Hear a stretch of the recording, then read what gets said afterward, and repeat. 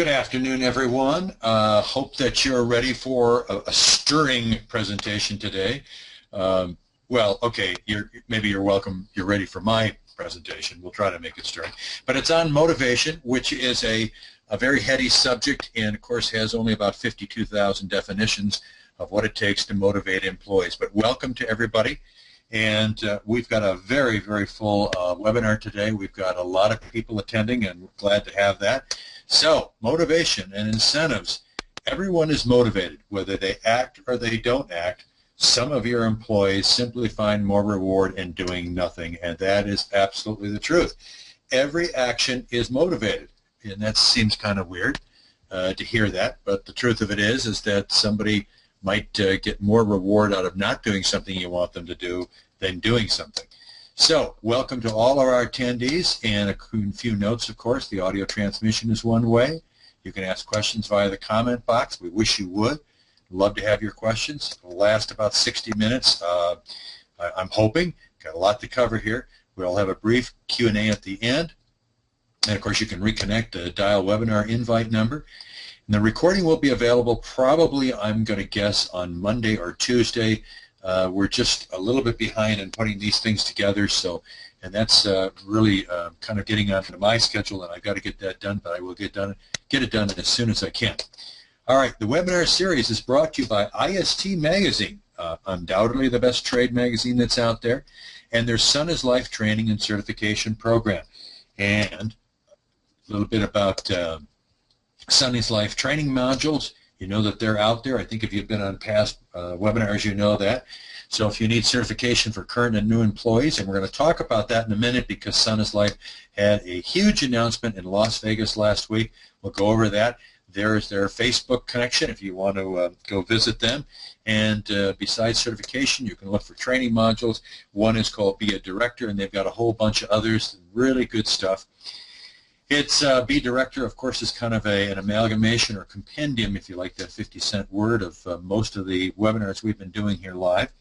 And it's really great stuff, and I would strongly encourage you to go to their training modules.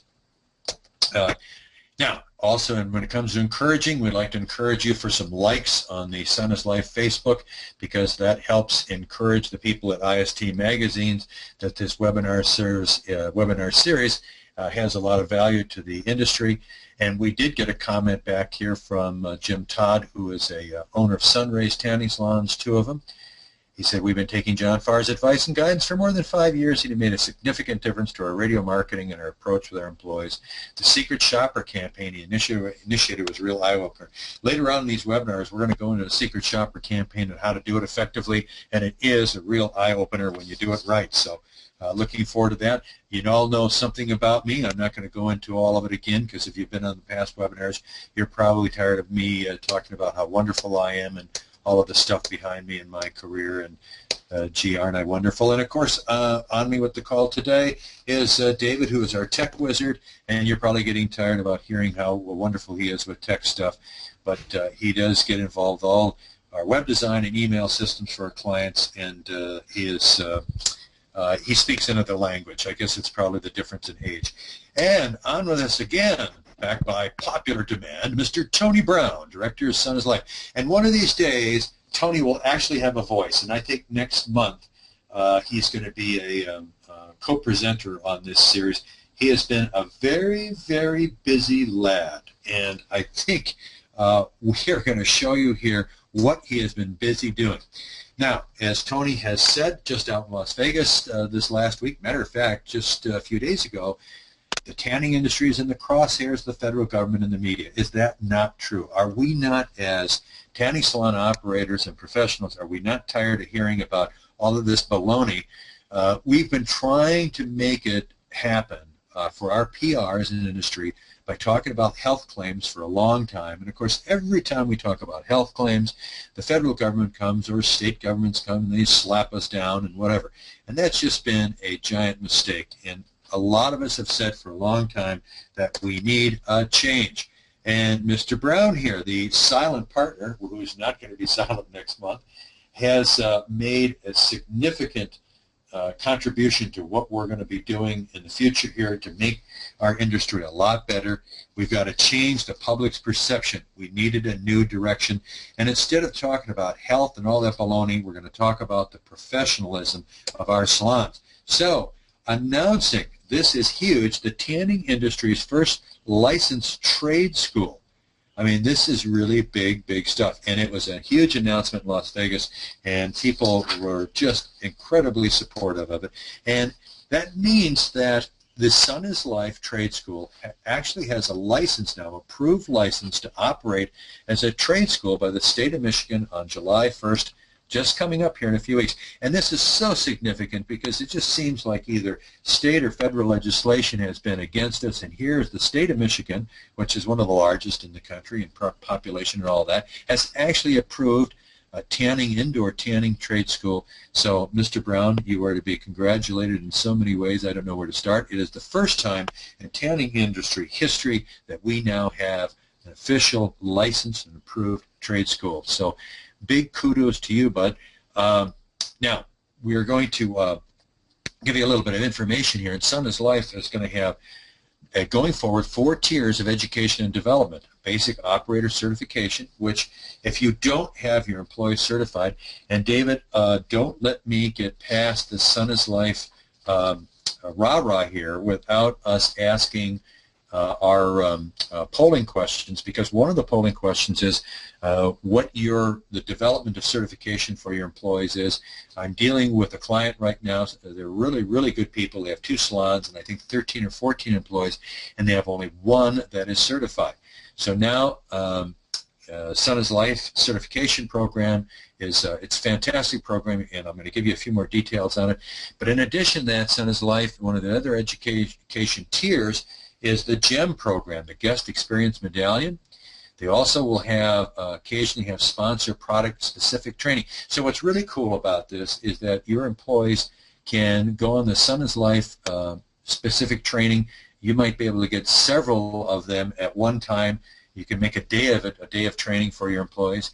And I don't know what happened to the computer up above there, Sun is Life, the S. Anyway, and then number 4, of course, is the Elite webinar series, which, of course, I think is elite because I'm involved in it. And here's kind of a little summary here. The basic training and certification program for Sun is Life is $69. And its certification readiness is on skin types, UV radiation, a whole bunch of great stuff there. And then over on the right column, this is kind of interesting, it's state-specific and generic as well. Because operator certification for Sun is Life is not available yet in Iowa, Louisiana, or Ohio, but it is in 47 other states, and I don't know about about Puerto Rico, and Tony can send me a message to the system and tell me if it is. But however, the program is designed to prepare every trainee for any certification exam in the country. So keep your eye out on IST Magazine for more goodies on that. This is very, very exciting stuff. Fantastic to see this finally come through. And the webinar training, as you know, there's my computer again, taking that S away. It is free. The educational series was created with the salon owner and salon manager in mind, designed by yours truly here, and all this other good gobbledygook stuff that makes me sound and makes the program sound wonderful. You'll tell us if it's wonderful or not at the end here. So let's get to today's subject, motivation and incentives. Is there any hard evidence that the results of good motivational practices correlating to higher sales and profits? Very good question, John. I'm glad you asked that. Okay, let's move ahead here. Global Force, which is an enormous HR research firm, as well as SHRM, which is SHRM, and that's Society of Human Resource Management, results show, get ready for this, we should almost have a drum roll, 68% of retail workers, no, this was not done by tanning salons, but it was done by retail workers, and there's going to be some variance from some retail classes to others, but I think we're pretty close on here. And it certainly is very close to the research that we do in our company with our clients, but 68% of retail workers have not been recognized in the last 3 to 6 months. Now, why is that important? That's important because recognition is one of the cornerstones, if in fact not the cornerstone, of motivating employees. 68% have not been recognized in the last 3 to 6 months. Now, ironically, 64% of workers pleased with their work if recognized in the last 30 days. So what this is telling us is we got people that are unhappy, that have not been recognized for a while. Here's people that have been recognized in the last 30 days. 74% of non-recognized workers have plans for changing jobs. Ooh, that's not good. The 78% say the company culture. Company culture is an extension of what is going on with recognition, is a key to their working harder. So if the company culture includes a continuous recognition and reinforcement of what people do right as opposed to just going after what they do wrong, people will work harder. 80% said they will work harder if recognized more frequently than every 6 months. Now, our study shows that more than 8 out of 10 failed salons did so because of people issues over any other business reason. And for an example, there is a large chain whose name will go unmentioned right now, but 4 years ago had a development plan for that year of opening up 36 new outlets and opened only 6. And the CEO specifically said that the reason that they did not go ahead and open up those other outlets is because they were limited in people they could promote. People were the reasons they could not. Qualified people were the reasons they could not move on with their development plans. And that's a pretty significant thing to consider there. Okay, now recognitions, and this is one thing I just want to leave this slide with, are considerably cheaper than employee turnover. What does it cost you to recognize somebody? And believe me, no one is going to say to you, oh, please, don't recognize, oh, I can't take this. Don't recognize me anymore. I feel so wonderful. But no one is ever going to tell you that there's anything, such thing as too much recognition. So recognition being a cornerstone of motivation, let's also talk about what we shouldn't, or why do people do or not do what they do or don't do, if that question makes any sense. Why do people do or not do what they do or don't do? Okay. Well, it's because they care or they just don't care. You see people that will absolutely break their back because they just care about the salon. It's joyful for me to work with people that really give a rip about where they work, whether they're a bed cleaner or a sales associate or in management, but just some people don't care. Some people are just properly trained and some people are not properly trained. Some people have a natural ability and interest in performing. Some people do. Those that don't doesn't mean that they're evil people, but we have to look out for those ones that have that natural ability in performing. Some people just don't have the competency or internal drive. I'm going to talk about internal drive here in a minute, but competency, what goes along with that is the ability to sell, the ability to collaborate with other people, the ability to get people to see their point of view. Also, they may say that the perceived rewards is not enough for the desired actions. And some salons, unfortunately, sometimes set up reward systems, whether it's incentives to motivate or it's basic wage systems and how promotions or wage increases are handled, where it's not enough for that person that maybe does have competency to stay with them. A lot of people feel intimidated or threatened by their supervisors. This office that I'm talking to you from, I consider to be, for the tanning industry, the Jerry Springer Central. The stuff I get here, the conversations I hear with people from owners to managers to employees, sometimes my head is ringing when I get off the phone, and sometimes late at night, because I'm hearing stories about people being intimidated by their bosses, whether it's owners or managers or whoever. Maybe, just maybe, I can just get it to maybe these people are always aliens from another planet. I think there are some owners that would think that these are folks that they don't perform. Look at that. Can you believe that? I saw a guy my age about a month ago in a grocery store that had ears that looked like that, which goes to the statement in one ear and out the other. I mean, look at that. That's just, that's an alien. Okay, fine. All right. The answer lies with other factors that we're about to explore, why people do or not do what they do or not do. All right.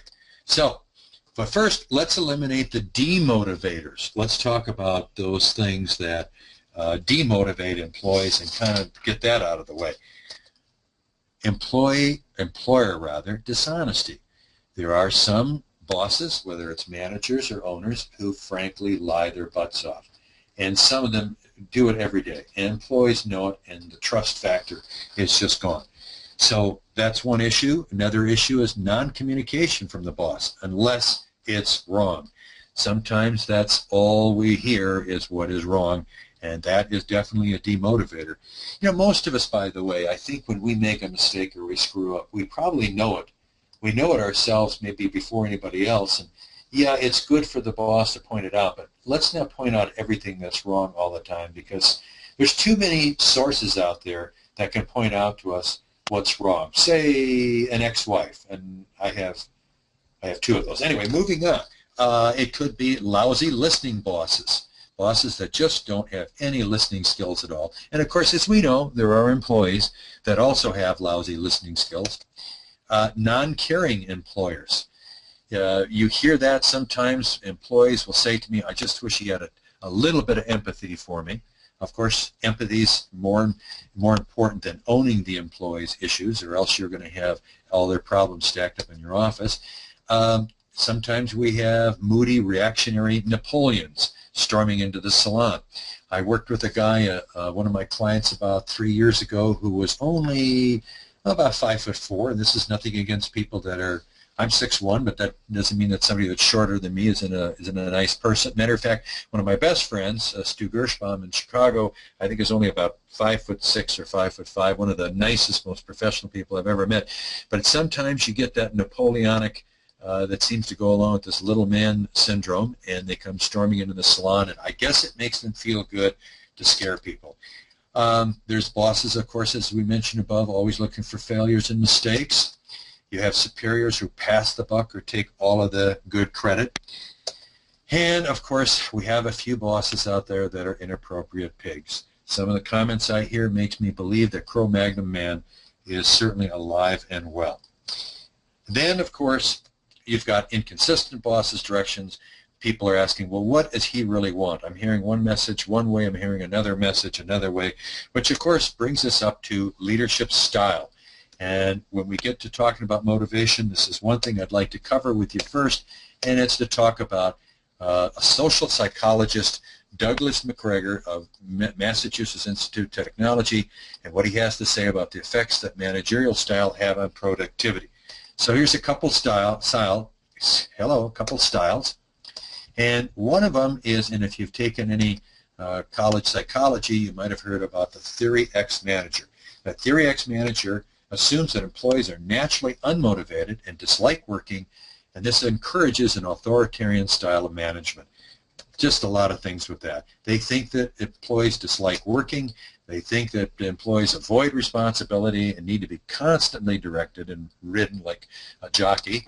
They have to be controlled, forced, and threatened to deliver what's needed. I don't know if, as some of you are listening to this, if you've ever had to work for a person like this. I have. Need to be supervised at every step with controls put in place.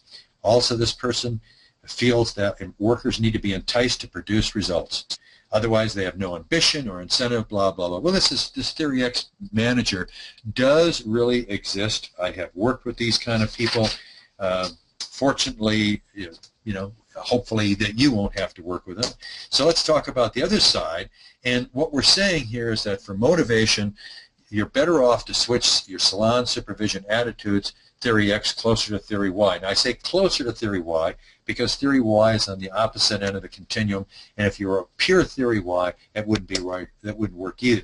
But Theory Y expounds a participative style of management, and if you have not taken your salons and gotten it into a participative style of management, you're really, really missing the boat here.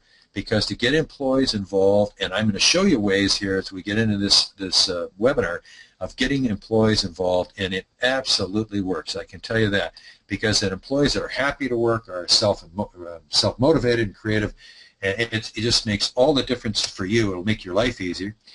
Theory Y also says that employees want to take responsibility and are motivated to fulfill the goals they're given. Now, as you can see as we go through this, there's no such thing as success with pure Theory X or pure Theory Y, but a closer lean toward Theory Y is a lot better. that employees seek and accept responsibility and don't need a lot of direction. And I can tell you that I think that if employees are set up right with an understanding of the goals and what they're supposed to be doing and the good training, which maybe comes back to also the Sun is Life program, but if they have that, most of the time that they're going to take the initiative and work for you. Good employees, or theory Y managers, figure that work is a natural part of life, which I think it is for me. I can't imagine. I mean, many times my wife and I have said, what would we do if we won the lottery? I would still work. I'd be crazy if I didn't work. I'm crazy as it is. So anyway, so let's talk about incentives are only one form of motivation. We've talked about incentives in the past before, and I absolutely believe in incentives, but there are two major sources of human motivation. One is intrinsic. Now, what is intrinsic? Intrinsic is internal or personal to the employee's passions, and I'll give you an example of that. I don't know what personally is impassionate to you folks that are on this call. If I spent a few minutes with you and we had a good exchange, I could probably find out. And when I do leadership analysis on employees at salons, that's one of the first things I try to find out is, what is this person really passionate about in their life? It's a standard question that I ask them. And most of the time, they can tell me. And if they need some time to think about it, I give them that time, and then we come back to it. But that's something I really need to find out. For example, one of my passions is teaching. I would have been a teacher, a high school or college teacher or professor years ago if there had been any money in it, but obviously one of my other passions is greed, and I need to have a decent lifestyle, especially when you have several different marriages. You have to have some money to back it. So anyway, so intrinsic is what you bring to the job. Is what is it a real motivation for you? I had a tanning salon executive the other day say to me she wouldn't mind getting out of the tanning business because her real passion in life is fashion. She'd like to open up a store, a boutique type store, and I think she'd be very, very good at it. She has the passion for it. Because here's the thing, if you can find something, or your employees can find something that they like doing and they're good at it, that's the absolute ticket to success. So that's intrinsic motivation. It's what we bring to the job, and you really need to find out what your employees have that's their internal passion, what's driving them. It might be something that has nothing to do with tanning. What if it is something to do with retail service? Because there are people out there that really love retail service, helping people to get what they want in a retail setting. Well, there's also extrinsic motivation caused by external sources such as job incentives, and they're not necessarily evil, whatever, the family, the economy, anything outside of the person's internal drive. So, but what is the most common form of belief among bosses of how to motivate employees? Now, before I get to that, I think what I want to do, David, is let's run our polls and find out what we've got on the group today. And I'm going to ask you if you're an owner or manager. Then we're going to ask the size of salon company that you come from, and then we're going to ask about certification too. So, David, where do you want to start? We're going to start with owner manager. Yep, we're on there right now. So, folks, if you can, take 1 second here to click on the option, either owner or manager. Click right on your screen. Are you a tanning salon owner or manager? I'll give the folks just a few more seconds to cast their vote here. And I'll close it down in 3, 2, 1. And today we happen to have 58% owners and 43% say they're managers. So maybe, David, I better take away some of those comments I said about bad bosses. Yeah, I better, okay. Anyway, well, I don't see a lot of people jumping off, so probably they're waiting to see me in person and punch me in the mouth. Okay, exactly. Go ahead. Next one is on size of salon company, so let's find out what we've got on here. All right, so we have 3 answers here, folks. Number of salons in your tanning company, 1, 2 to 5, or 6 plus. Please go ahead and click on the screen and tell us. And if you're on the mobile, I don't know if you can vote on your iPad. I'm not sure if that allows it or not. I know there might have been an update, so you might be able to just go ahead and try it and see if it works. But if you're on the computer, definitely just go ahead and click on the screen there. 1, 2 to 5, or 6. We'll close it down in 3, 2, 1. And today we have About half the folks say there's one salon in their company. 36% say 2 to 5. And with 15%, we have 6 plus. Okay. Good. And then nice finally, that we have a variety. Yes, and finally, the last question here is what percentage of the employees are certified with these ranges? All right, so we have 0 to 10%, 11% to 20%. And David, let me interject. Folks, you may not know the exact percentage, but just kind of guess, what percentage of your people are. Go ahead, David. Okay, then we have 21 to 30% and then 50% plus. And don't have quite as many people voting on this. You might want to explain that just one more time. Okay, what we're all asking right. There has been, up until about a year ago, there was one commonly known certification program that was through Smart 10.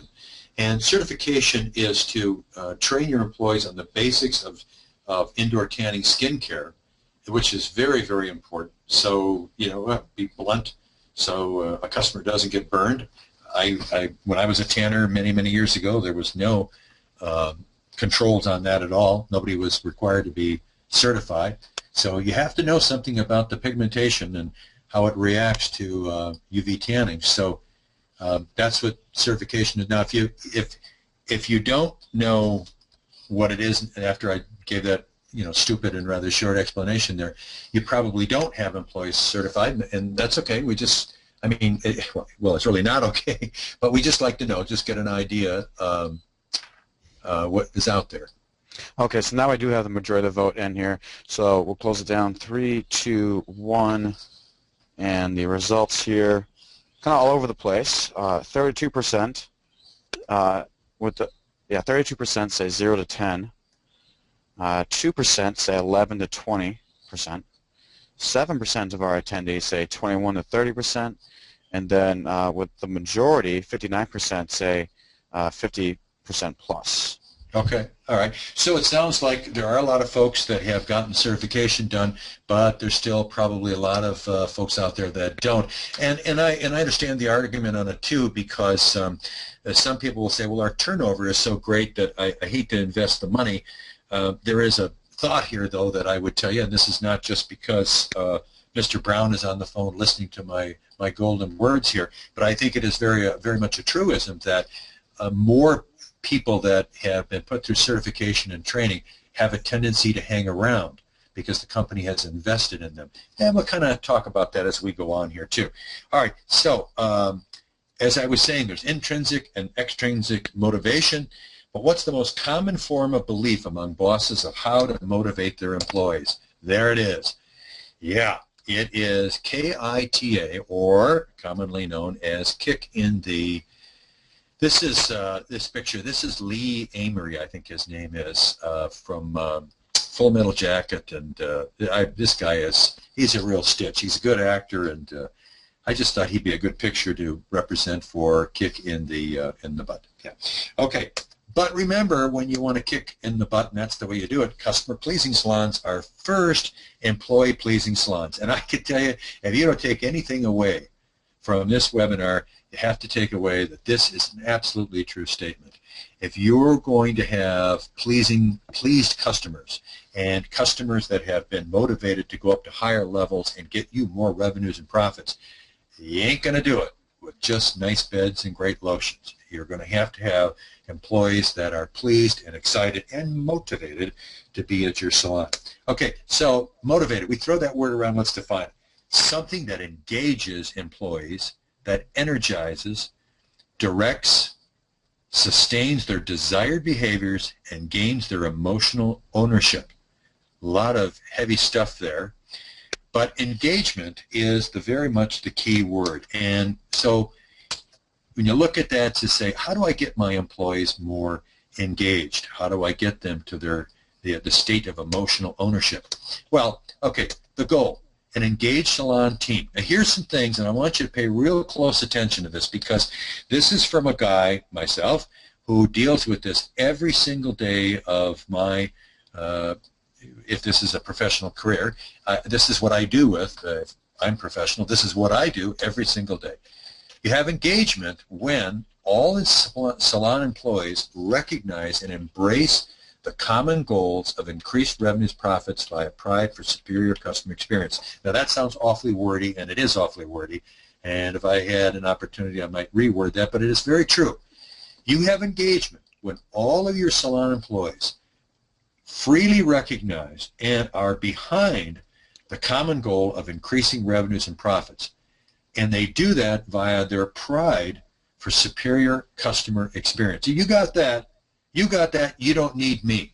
You absolutely do not need me as a consultant. And I'm not even sure if you're at that point, I'm not even sure how much you're even going to need of the Sun is Life program anymore if 100% of your employees embrace what we were just talking about right here. Now, fortunately for myself and Sun is Life, that is not the case in most situations. But that's where where engagement is key. Also, you have engagement when there's a universal acceptance among your employees that the measurement of every individual and group performance is based on well-understood set of metrics. Now, when people use the word metrics around me, I sometimes want to gag because it just seems like some 50-cent word that somebody came up with to impress somebody else. So I'm not saying this to impress you. The reason I use metrics is if you look on the screen there, the word measurement wouldn't have fit as well as the word metrics. I'm a pretty simple guy when I make PowerPoints, and I try to just make it all fit in there. But what's the meaning of that statement? If everybody understands what the measurement system is, it is your per tan average, or as Helios would say, your per sale average, or it's EFT close rate, it's LPPA, lotions average, whatever. If everybody accepts that measurement, and that's a thing to motivate people, to have them engage, you have to make sure that everybody understands those numbers. See, because here's what's going to happen, people. If they don't understand them, the person that's got the less transactions in the salon is going to say, well, my PSA can't be as high, or my PTA can't be as high as somebody else because I don't see as many tanners. Or somebody else is going to say, well, mine can't be as high because I have twice as many as she does, and I've got a line of people.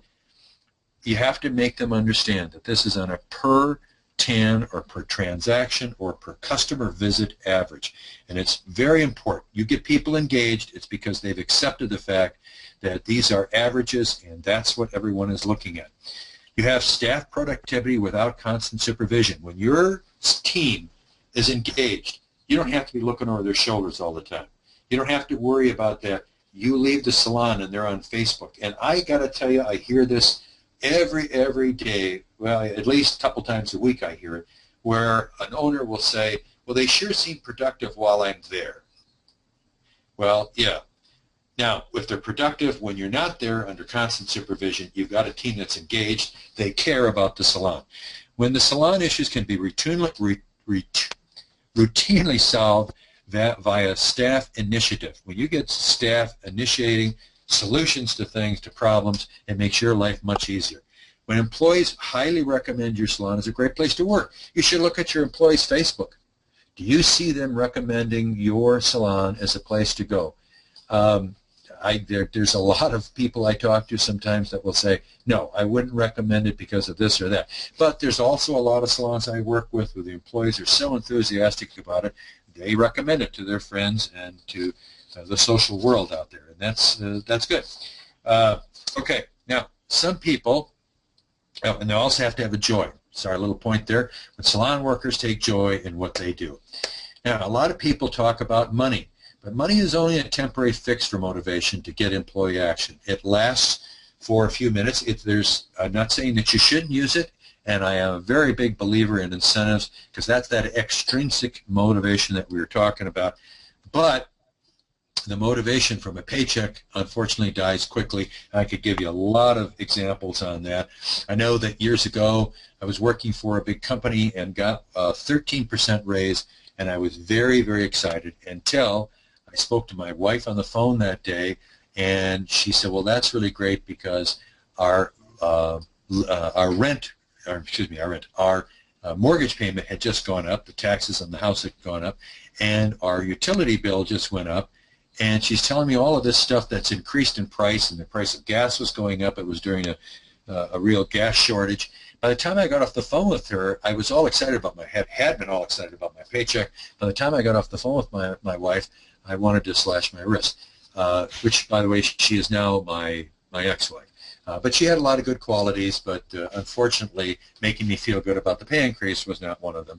Okay, yeah, well, David's laughing because his mother and I were great together, but that's one of the things. She wasn't exactly a powerful motivator. Okay, and David, don't tell your mom I said that. Okay, so what are the heavyweight motivators for working human beings? What are the biggies that get people crazy? Argraw. What in God's name is Argraw? Well, if you look up Friedrich Herzberg, H-E-R-Z, I should have put it on here, sorry about that, Herzberg, Friedrich Herzberg, if you Google it, you're going to get a whole garbage load of information. The professor, Dr. Herzberg, put this together back in the 50s, and I can't begin to tell you how many Fortune 500 companies and small companies have drank that Kool-Aid and it's good Kool-Aid. He is one of the best researchers that I'd ever seen, and I am a solid Herzbergian. So ARGRAW, it's not exactly a word, but it's an acronym, and it's an acronym to tell you the first letter of each one of the 6 motivators that are really the most powerful. One is achievement, which gives you a feeling of completing small and large goals that are meaningful. R is responsibility, but notice that we added a word to that too, and that's authority.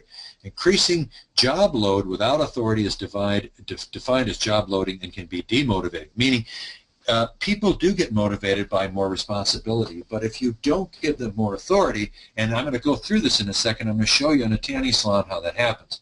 Okay, growth, career growth, establish advancement titles coupled with increased compensation, recognition. The number one human desire is the quest to avoid low self-esteem.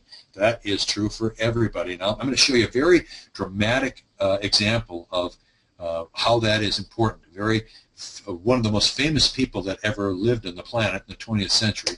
Talk about him in a minute. Their advancement in skills and abilities, the company that teaches, reaches its employees' trust. And then work itself. What workers do on a day-to-day basis needs to have meaning. So ARGRAW there, when you're thinking about it and you're going about your day-to-day work and thinking, how do I motivate my employees, think about this ridiculously stupid word I came up with and put those, the real words behind them, and try to get your employees. Now, you don't know what they're going to respond to unless you talk to them. And that's, of course, communication with employees is pretty much a real key. So let's give you some examples here. Achievement, completing small and large goals that are meaningful. All employees need goals. They really do. Some form of reward for achieving them would be good. And sometimes the best reward is just a sincere thank you. I see so much that can be done with so many salons if the owner would be sincere. Don't throw thank yous out like you're throwing out water, but a sincere thank you for both achievement and efforts. There's way too many times that employees make real efforts, and I'm not trying to turn them into trophy kids that show up at a soccer game and get a trophy and play 5 minutes and they get whooped 28-0. But it's real efforts. They're giving some efforts, and maybe they're not up to the sales level that you want, but you know that they're giving you some real efforts.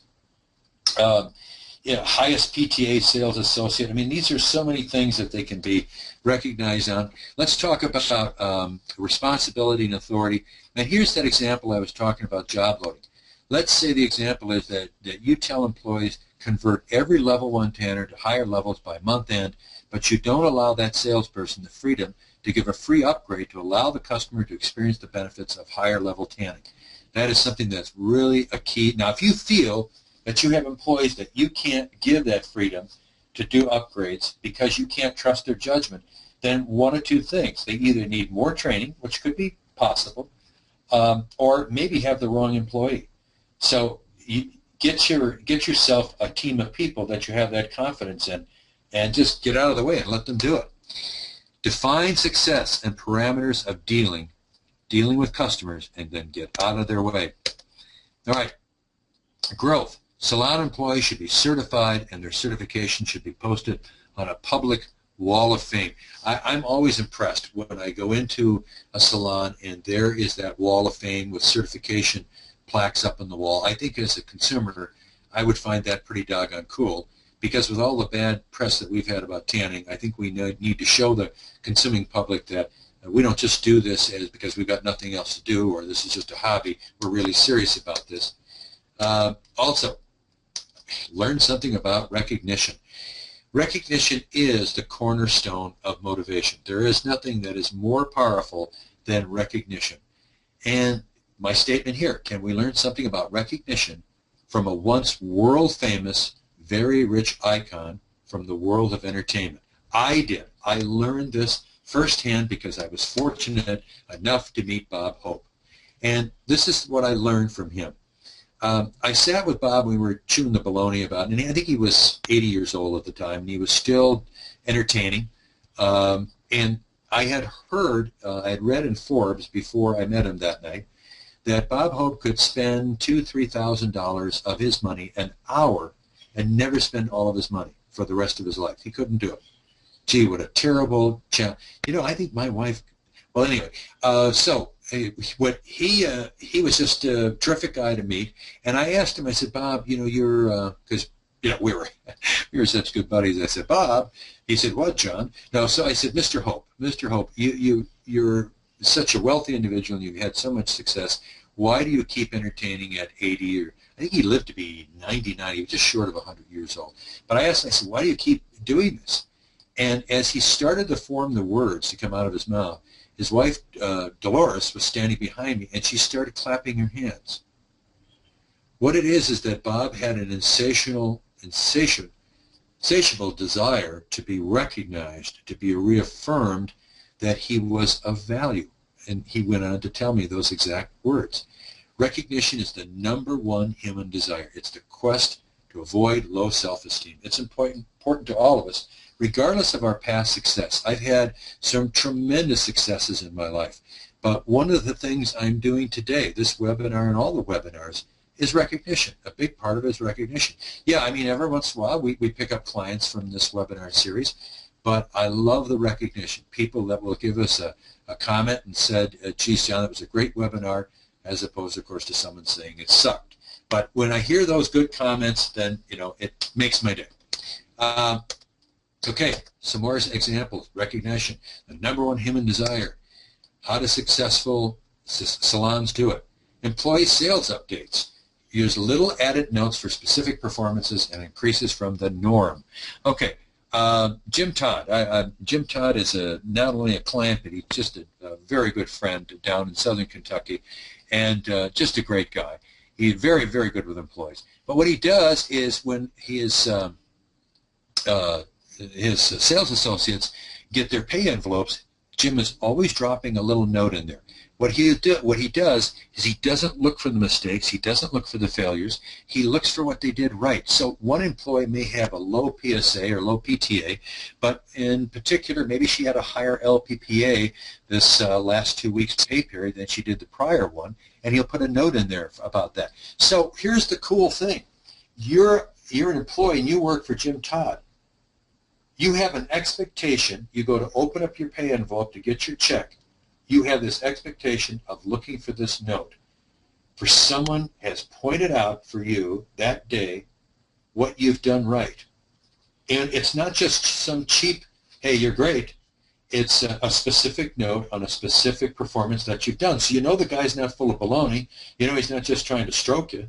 So it's powerful. The people that work for Jim and Sunrays tanning salons, they love their job.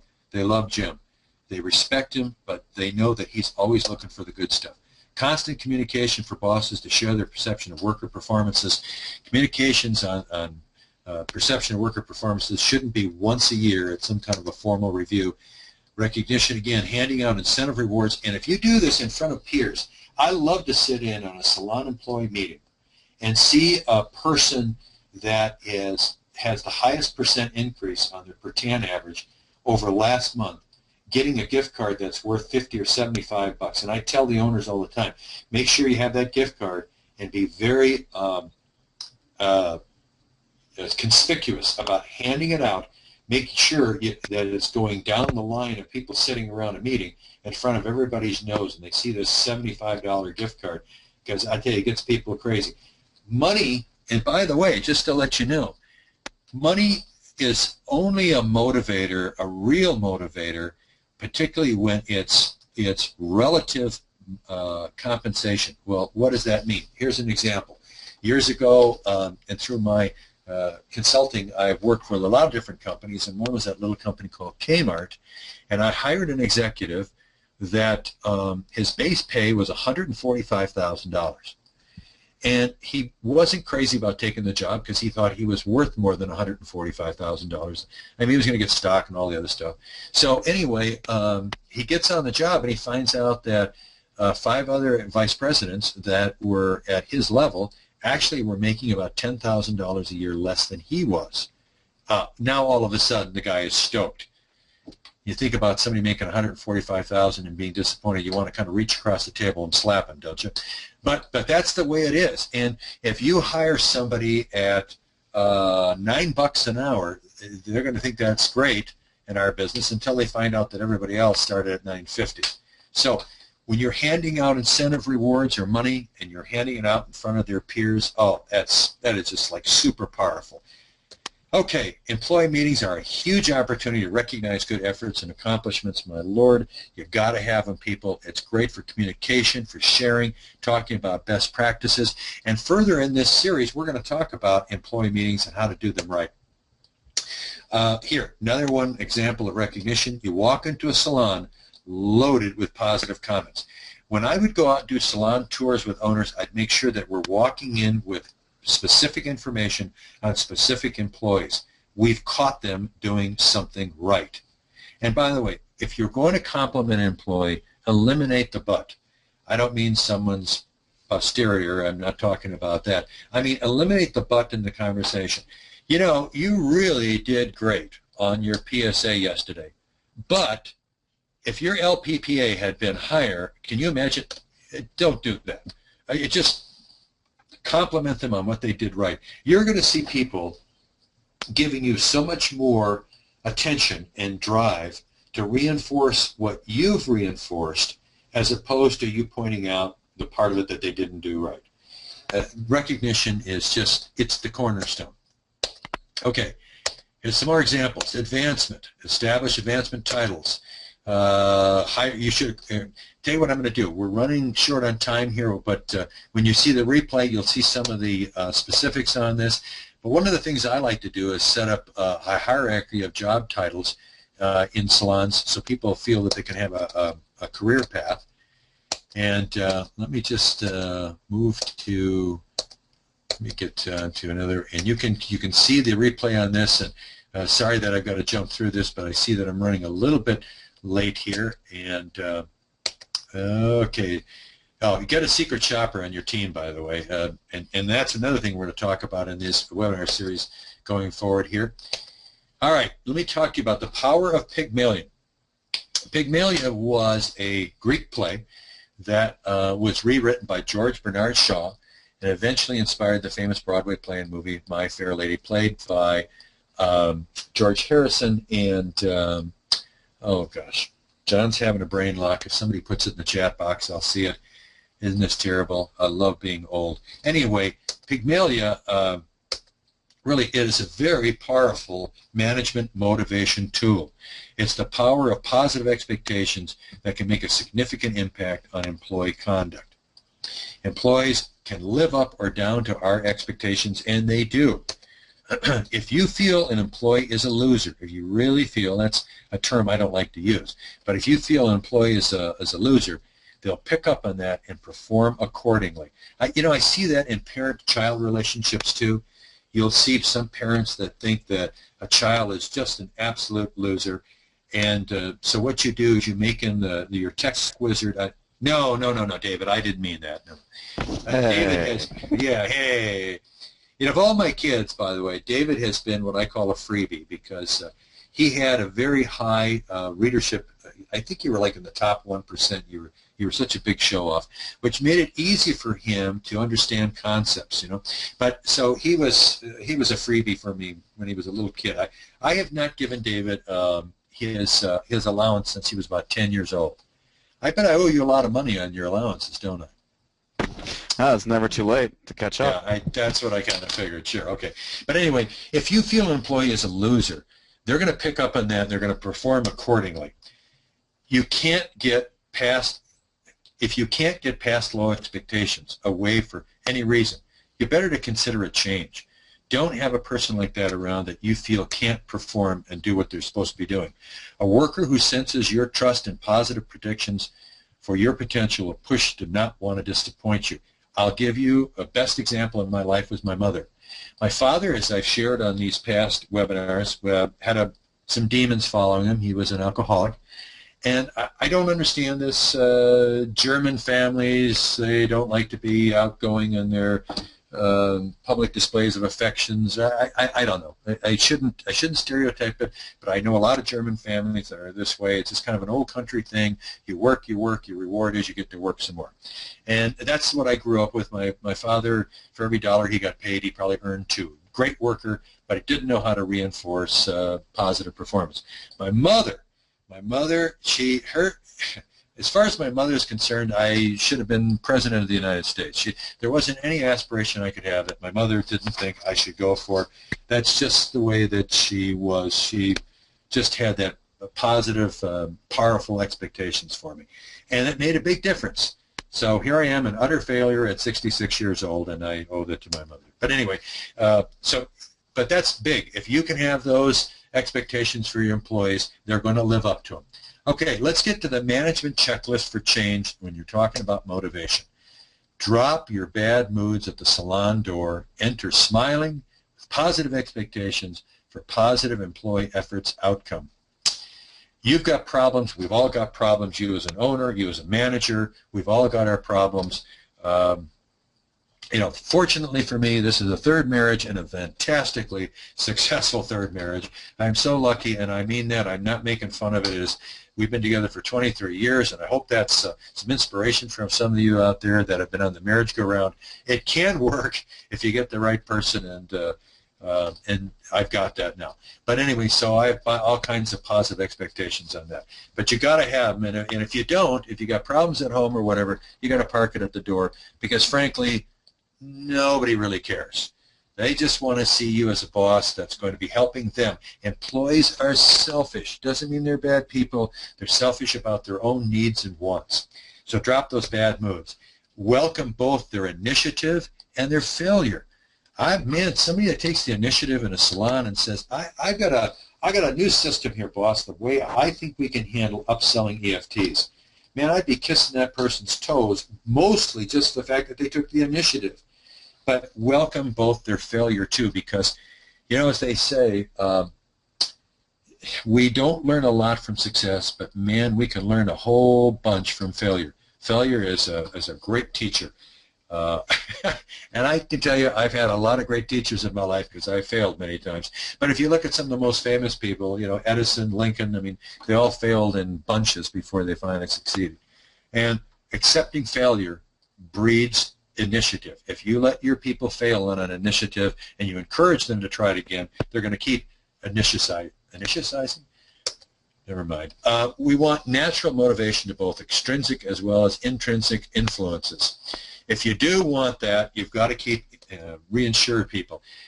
The Theory X management approach, Theory Y, wins in the long run, and that will reinforce that intrinsic motivations that people have. It'll flush out their passions. And I'll repeat again, if you don't know what their passions, get to know them. I worked for CBS Records in the music business, the largest record label back years ago, and one thing I learned from a guy, his name was Don Van Gorp. He was not the most pleasant person to work for at times, but he was very strong at pushing his regional managers, which is what I was, to know my employees. So all my promotion men that dealt with the artists or the groups or the radio stations, my salespeople, my merchandising people, if I had a problem with them, he didn't care. He just wanted to know if I was working on it and what were their passions, what were their reasons that they weren't performing. When I go in and I work with a chain on consulting them, I'll ask the manager, I'll ask the owner, I'll say, okay, what's the deal with Sarah? Well, Sarah's numbers are very low, and that's it. I want to hear from them that, well, Sarah's got this going on in her life, because sometimes owners will say, hey, what Sarah's personal life is, it's her personal life. Well, that's not necessarily true, because Sarah's personal life is going to affect your business life and maybe ultimately your personal life. So some empathy here is in the right place. Let's know what's going on in Sarah's life, because Sarah may have been a fantastic employee, and I've seen this, and all of a sudden she goes into the dumper. She just can't seem to do anything right. Well, there's some kind of an outside influence going on. It's something intrinsic to her life. So extrinsic, intrinsic, whatever that intrinsic passions are that they have, when you get to know them, go for it. Invest time in actually knowing your employees' passions. Now, you know, and this is what I meant to say. Let's say that you've got somebody that really likes working with Facebook. Why not make them your official Facebook person and let them make a report at every employee meeting about how Facebook is going, number of likes you're up to, the kind of interaction that you're getting with customers. You know, somebody that's a Facebook freak is going to really like that. But also, let's say that it's somebody that is really your best EFT salesperson.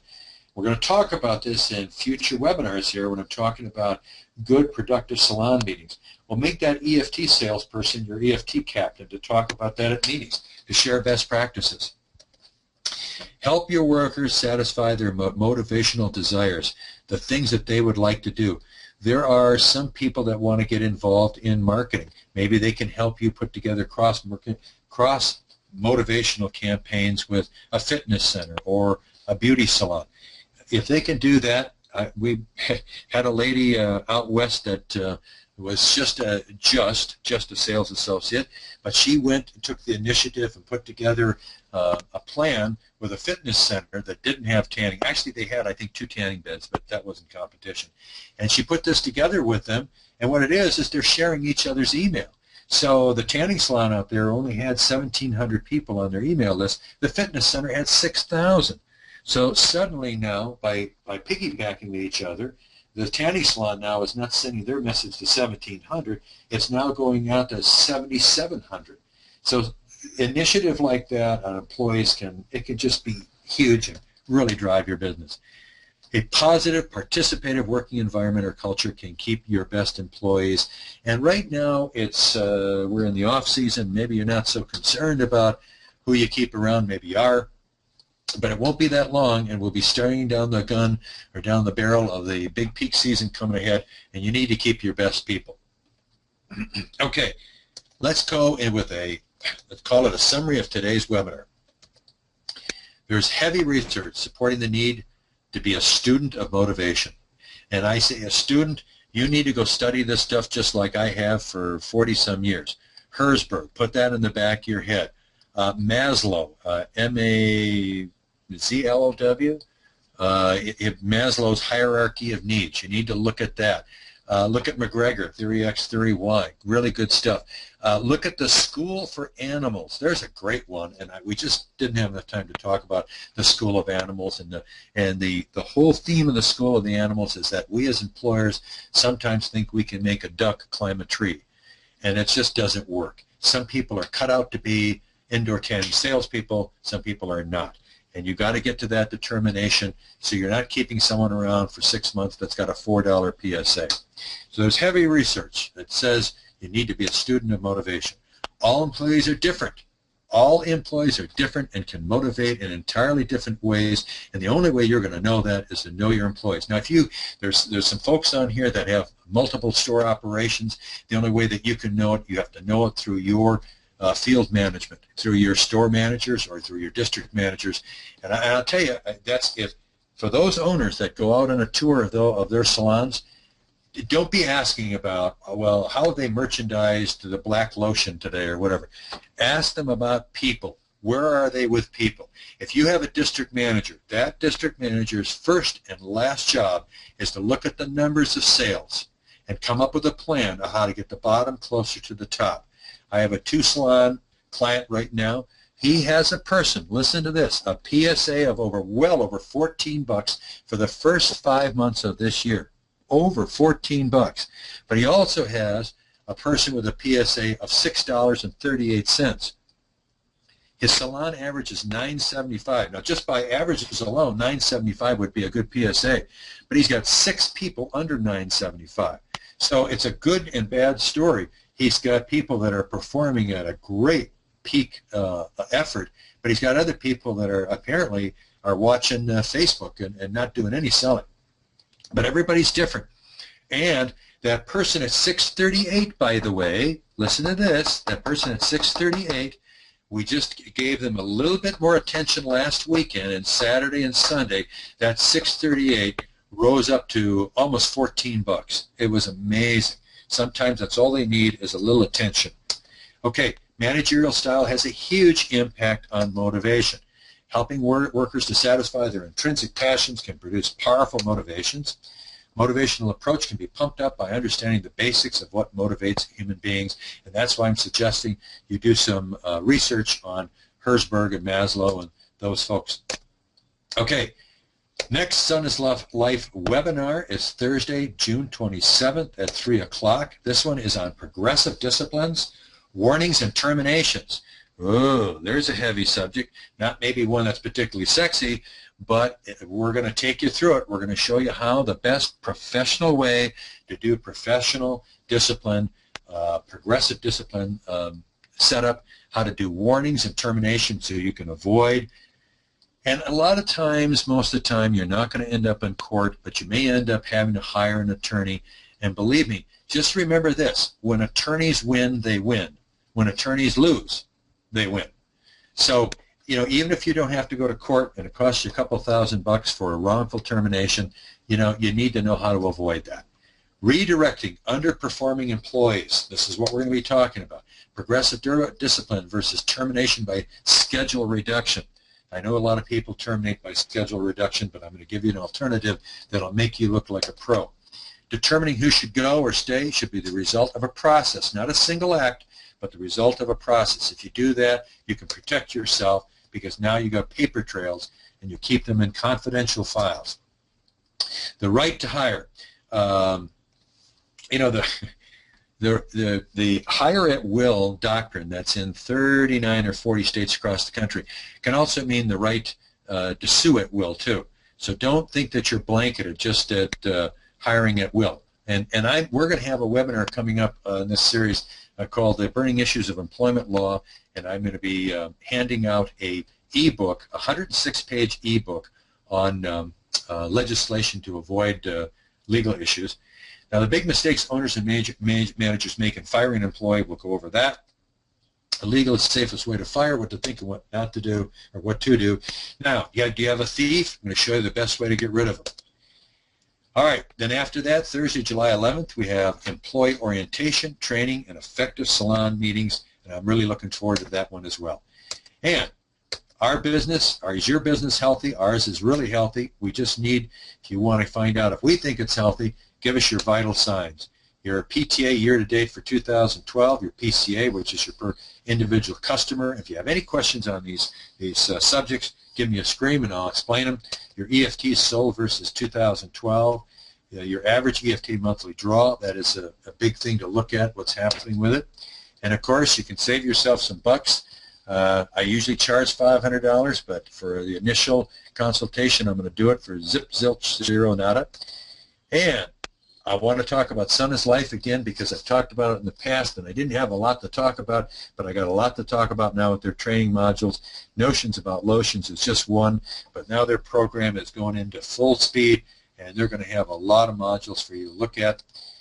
My package, if you want to get the questions used for in a salon interview, Mr. Shopping Forum, that Mr. Shopping Forum and that procedure really works. Training checklist, all that other goodies you see up there on the screen. I'd love to work with you if you need a consultant, and sometimes you need somebody from outside. You need an objective view of what's going on with your company.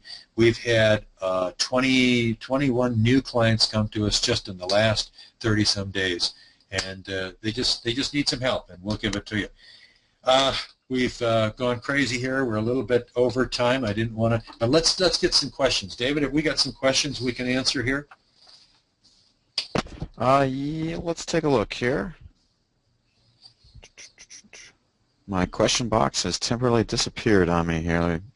Do my Okay. little trick here. Well, I probably gab too much, and people, they just say, no, I don't want to hear the guy gab some more for a while here. So, Okay, so Brandy's asking, what about sunless only salons and training? okay, sunless only salons, and I want to make sure I know what she's saying, is in training the employees for sunless only salons, I think. Is that? In other words, I think, Brandy, are you asking, is there a different regimen for Brandy training? says yes. Yes. Okay. All right. Well, training is training. I mean, the best way to train is to start with is having a training checklist. So your checklist for training is going to be probably considerably different than from a full salon with UV training and hydration stations and all the other goodies that we have in there. But you should have a training checklist, definitely, Brandy, taking your employees from A to Z of what to do. Now, I'm assuming since you're spray tan only, you're probably custom spray tan. Or are you custom, or are you also spray booth, Brandy? You can give us a yes or a no on that. Brandy says custom. Okay, so it's custom. Okay, so actually, Brandy, you're going to have a training checklist that's going to be different from the typical tanning salon. And if you go out on site and do sprays, you're going to have more in there about the security for the employee and deposits and all that kind of stuff. But start with that training checklist. Now, the other thing for you, Brandy, is that when you're recruiting, you're going to have to recruit somebody that's a little bit more different. This is going to be a person that's going to be truly into the artistry of what you're doing. I'm not saying that in UV salons that we can allow people that want to do this like the drive-through at McDonald's, just want to get throughput through the line. But we do better off if we can have people that can balance the selling and the throughput of the line when during a busy. But you're going to need a different kind of person. So yeah, I mean, form your specific training checklist and make sure that everybody is well trained and understands. And you're obviously going to have to show people how to do it, so it's from an artistry point of view, because that's why people are going to come to you. They're going to pay more money, and it's going to take a little bit longer. I don't know if Brandy, if I answered your question or not. If not, just say, John, you're senile, or whatever. Brandy says exactly with a smiley face. Thank you. Oh, Brandy, you're a wonderful person. How much do I owe you, Brandy? Was that $20, $30 I owed you? Okay. Okay, who else we got here, David, question-wise? Looks like we have this time just one final question. Okay. And it's from Marlene, wondering, what was the web page for the Notions About Lotions? Ah, excellent question. And I can go back in my PowerPoint here, or Mr. Brown, if you're there, if you want to put it into the chat box, then we'll all have it. And I had one other question, David, that I saw. Where did I put it here? We'll wait for... So Tony's saying sunislifetraining.com, sunislifetraining.com. Okay, that answers that one. And there was a question that came up that I saw earlier, and I don't know, I wrote it down, and I don't know what I did with it. It has to do with progressive discipline. Okay, all right, a question that came through from Amy, and Amy had asked, how many steps do you feel is appropriate for progressive discipline? Well, the bigger the company, the bigger the target for employment lawyers that are trying to come up with wrongful termination cases and whatever. The problem is if you have too lengthy of a process, it just makes it very difficult for salons to get rid of people with bad attitudes. So we're going to talk about this in the next webinar, but I think that if you have at least 3 stages, you're talking about a non-written warning, but it's still, by the way, that non-written warning should be on a note that you've scribed down and put into this person's file. The next one is a written warning that the problem employee has to sign, acknowledge that it was given to them, and we usually a third warning, which is a final warning. Now, all of this differs, Amy, if in fact there's dishonesty. If there's dishonesty, then you just take progressive discipline as kind of out the window. If you can prove dishonesty, and I'm going to go into that, by the way, when we have the legal webinar. You've got to be very careful the way you handle thieves. We know a salon owner down in Texas that actually lost one of his 3 salons in a wrongful termination case because he handled the thief incorrectly. So I'll just titillate your thinking a little bit on that. We'll talk about that more in webinar to come. So when we sign off here, there's going to be a survey asking you whether we're great or we really suck today or whatever. So just tell us what you think. We'd love the feedback. We'd love you to give Son is Life the likes on Facebook and that sort of thing. But if you have any additional questions, you can contact me through the website. David, anything else that we need to cover? No, I don't believe so, but that survey will come up right away after we exit out of the webinar, so please, folks, stick around for 30 additional seconds just to fill that out real quick. We'd really appreciate that, and other than that, I think that's it. Well, I also want to remind them again about this one, June the 27th, Progressive Discipline Warnings and Terminations. So, and then after that, July the 11th. So we won't have, what we're going to do, David, is we're going to send out the follow-up on the playback on this webinar, and then isn't that normally what we do on the playback? We put the sign-up link for them for the next webinar? Exactly, yep. Okay, so people look for it by Monday. It's not David that holds it up. It's the old fart here that does it. So, but look for it by Monday, and hope to see you all on that next webinar, and thank you for being here today.